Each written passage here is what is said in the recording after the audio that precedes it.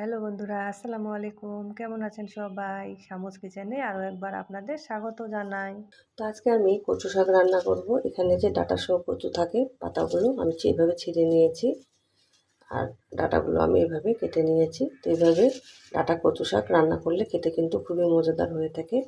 তো আজকের কচু শাকটা আমি শুটকি দিয়ে রান্না করব। তো এখানে আমি কিছু মোলা মাছের শুটকি নিয়েছি। তো শুটকিটাকে আমি হালকাভাবে ভেজে ভালোভাবে পরিষ্কার করে নিয়েছি। তো চলুন কথা না বাড়িয়ে আমরা মূল রান্নায় চলে যাই। তো গ্যাসের উপরে আমি একটি কড়াই বসিয়ে দিলাম। এখন আমি সামান্য পরিমাণে এখানে তেল দিয়ে দিব। এখানে আমি সামান্য পরিমাণে হলুদের গুঁড়ো দিয়ে দিচ্ছি, হাফ চামচ মতো লবণ দিয়ে দিচ্ছি।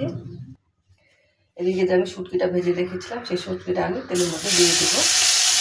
তো শুটকিটাকে আমি 1 মিনিট মতো ভেজে নিব। যখন সুন্দর একটা ঘ্রাণ বের হবে তখনই আমি নামিয়ে নিব। এইভাবে শুটকি ভেজে দিলে কিন্তু খুবই মজা হয়ে থাকে খেতে। তো শুটকিটা আমার ভাজা হয়ে গেছে, শুটকিটাকে এখন আমি তুলে নেব। তো সেই কড়াইয়ের মধ্যে আমি আবারও তেল দিয়ে দিচ্ছি। এখানে আমি 2টা দারুচিনি দিয়ে দিলাম, একটা এলাচ আমি মুখটা ফাটিয়ে দিয়েছি, আর 2টা আমি এখানে লবঙ্গ দিয়ে দিলাম। তো এখানে আমি কুচি করে রাখা পেঁয়াজ দিয়ে দিচ্ছি। পেঁয়াজটা যাতে আমার তাড়াতাড়ি সফট হয়ে যায় এখানে আমি হাফ চামচ পরিমাণে লবণ দিয়ে দিলাম। তো পেঁয়াজের মধ্যে সুন্দর একটা কালার চলে আসছে, তো আমি এখানে হলুদ গুঁড়ো দিয়ে দিলাম হাফ চামচ পরিমাণে। এখানে আমি 1 চামচ পরিমাণে রসুন বাটা দিয়ে দিলাম। তো মশলাটাকে আমি 1 মিনিট মতো কষিয়ে নিয়েছি। এখন আমি ধুয়ে রাখা কচু শাকগুলো দিয়ে দেবো। তো ভালোভাবে নেড়ে চেড়ে আমি এখন একটা ঢাকনা দিয়ে ঢেকে রান্না করব। তো আমি কিন্তু এখনও কোনো মশলা ব্যবহার করিনি। এখানে আমি হাফ চামচ পরিমাণে জিরের গুঁড়ো দিয়ে দিলাম, হাফ চামচ পরিমাণে আমি ধনিয়ার গুঁড়ো দিলাম, 1 চামচ পরিমাণে লাল মরিচের গুঁড়ো দিলাম। এখানে আমি হাফ চামচ পরিমাণে লবণ দিয়ে দিলাম। তো এই সব কিছু দিয়ে এখন আমি ভালোভাবে নেড়ে দিব। তো ভালোভাবে নেড়ে চেড়ে আমি এখানে হাফ কাপ পরিমাণে পানি দিয়ে দিব, যাতে কচুটা সুন্দরভাবে সিদ্ধ হয়ে যায়। ভালোভাবে নেড়ে চেড়ে আমি এখন একটা ঢাকনা দিয়ে ঢেকে রান্না করব।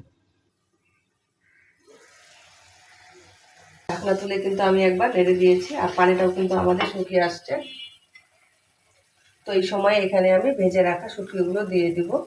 আর আমাদের কিন্তু এখন একটু অনবরত নাড়াচাড়া করতে হবে এরকম করে, আর কিন্তু সব কচুগুলোকে গলিয়ে দিতে হবে। তো বন্ধুরা, আমি কিন্তু অনবরত নাড়াচাড়া করে কচু শাকের মধ্যে যে পানিটা থাকে সে পানিটাকে একেবারে শুকিয়ে নিয়েছি।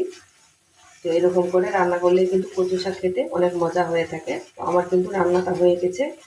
তো আমি এখন গ্যাসের ফ্লেমটা অফ করে দিই। তো বন্ধুরা, কত সহজে আর ঝটপটভাবেই কিন্তু শুটকি দিয়ে কচু শাক রান্না করে নিলাম। এভাবে কচু শাক রান্না করলে খেতে কিন্তু খুবই ভালো লাগে। তো দুপুরে গরম ভাতের সঙ্গে একদম কিন্তু জমে যাবে। তো আপনারা একবার হলেও এভাবে বানিয়ে খাবেন। আশা করছি আজকের এই রেসিপিটা আপনাদের কাছে ভালো লাগবে। তো আমার রেসিপিগুলো যদি ভালো লেগে থাকে একটা লাইক দিয়ে দিবেন, কমেন্ট করবেন। আপনাদের সুন্দর একটা কমেন্ট আমাকে উৎসাহ দেয়। তো এরকম মজার মজার সহজ রেসিপি পেতে আমার চ্যানেলটিকে সাবস্ক্রাইব করে আমার পাশে থাকবেন। সবাই ভালো থাকবেন। আসসালামু আলাইকুম।